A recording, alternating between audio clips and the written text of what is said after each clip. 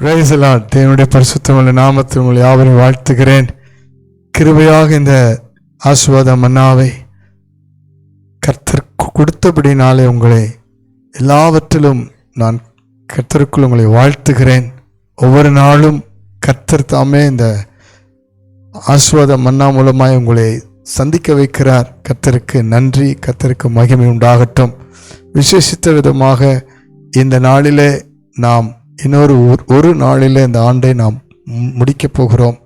இந்த ஆண்டு முடிந்து போகும், ஆனால் வேதம் நமக்கு ஒரு தீர்க்க தரிசனமான வார்த்தையை சொல்லி நம்மை தைரியப்படுத்துகிறதை நாம் இப்பொழுது பார்க்க போகிறோம். 102ஆம் சங்கீதம் 27வது வசனத்தை வாசித்து பாருங்கள்.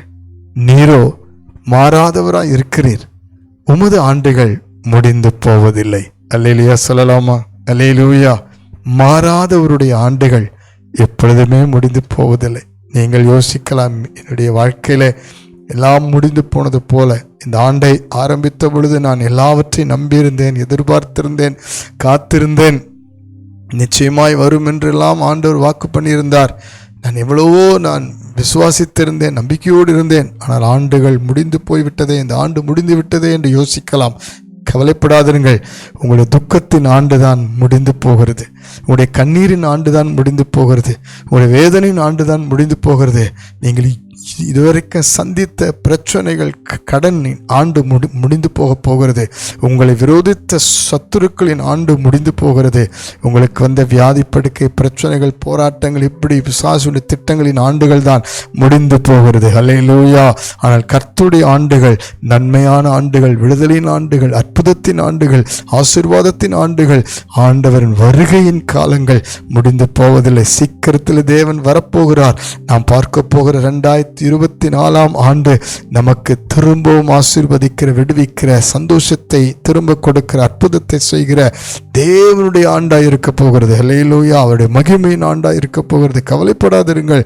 இந்த நாட்களில் நாம் பார்க்கிற உலக பிரகாரமான ஆண்டு முடியலாம், ஆனால் கர்த்தருக்குள் மகிழ்ந்திருக்கிற பரலோக ராஜ்யத்தில் இந்த நித்திய ஜீவனிலே நாம் சந்தோஷப்படுகிற ஆண்டுகள் முடிந்து போவதில்லை. அல்லேலூயா.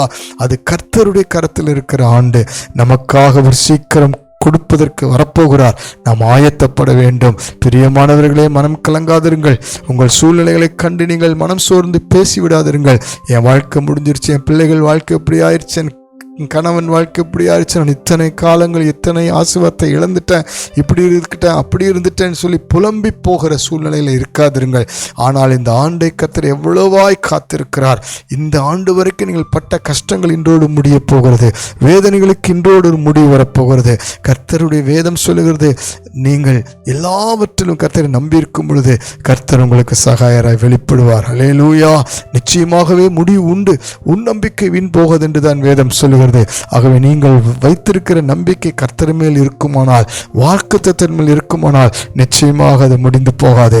அது தொடர்ந்து புது ஆண்டிலே நன்மை கொண்டு வரும். ஜெபிக்கலாமா?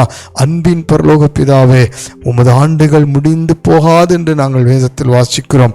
காரணம், நீர் மாறாதவராய் இருக்கிறீர். எங்களுக்கு இம்மட்டும் மாறாதவராயிருந்து இதுவரைக்கும் ஆண்டவரே நீர் எத்தனையோ ஆண்டவரே சூழ்நிலைகளை விடுவித்து இந்த ஆண்டை ஆசீர்வதித்து வந்திருக்கிறீர். உமக்கு நன்றி, நன்றி, நன்றி.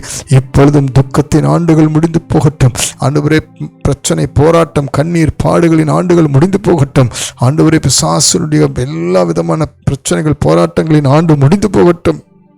சாபத்தின் ஆண்டுகள் முடிந்து போகட்டும். அப்பா, சிறையிருப்பின் ஆண்டுகள் முடிந்து போகட்டும். உம்முடைய ஆண்டுகளோ முடியாதவைகளா, எங்களுக்கு நியமித்திருக்கிற மேன்மைகள், ஆசீர்வாதங்களை திரும்ப கொடுக்கிற ஆண்டுகள் இன்னும் முடிந்து போகாமல் இருக்கிறபடினால் சந்தோஷத்தின் ஆண்டுகள், சமாதானத்தின் ஆண்டுகள், எங்கள் குடும்பம் முழுதும் ரட்சிக்கப்படுகிற ரட்சிப்பின் ஆண்டுகள் முடிந்து போகாமல் இருப்பதற்காக நன்றி செலுத்தி இப்பொழுது ஜெபிக்கிற ஒவ்வொருவரையும் தைரியப்படுத்தும், திடப்படுத்தும். நீர் மாறாதவராய் இருக்கிறீர் என்பதை விசுவாசிக்கட்டும். வாக்குத்தத்தங்கள் மாறாதது, நீர் செய்ய வல்லவராய் இருக்கிறீர் என்பதை ஆண்டவரை முழுமையாய் விசுவாசித்து உமக்கு நன்றி சொல்ல உதவி செய்வீராக. ஒவ்வொருவரை ஆசீர்வதிங்க, பலப்படுத்துங்க. இந்த ஆண்டின் கடைசி நாளை ஆண்டவரே நாங்கள் நன்றியோடு துதித்து பாடி ஆராதிக்க உதவி செய்யும்படி ஜெபிக்கிறோம்.